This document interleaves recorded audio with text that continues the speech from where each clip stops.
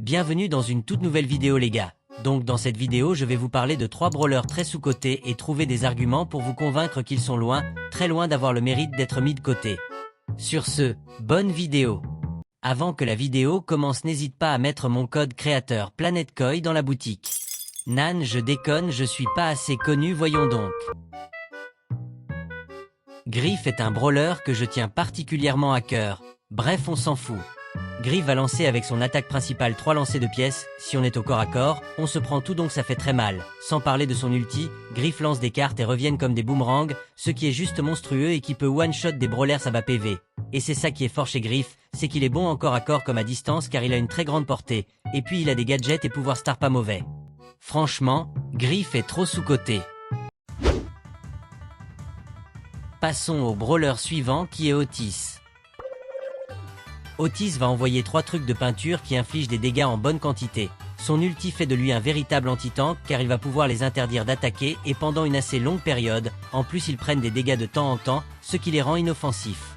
Otis a des gadgets et pouvoirs stars qui m'ont l'air plutôt forts. Car oui, je n'ai pas encore le brawler.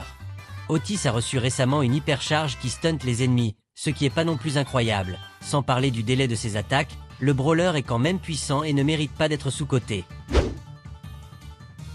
Finissons avec le dernier brawler de cette vidéo qui est Janet.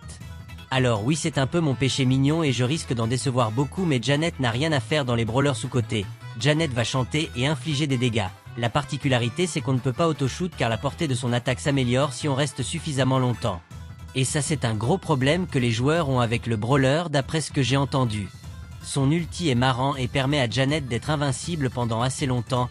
Elle va se propulser dans les airs en faisant tomber des bombes.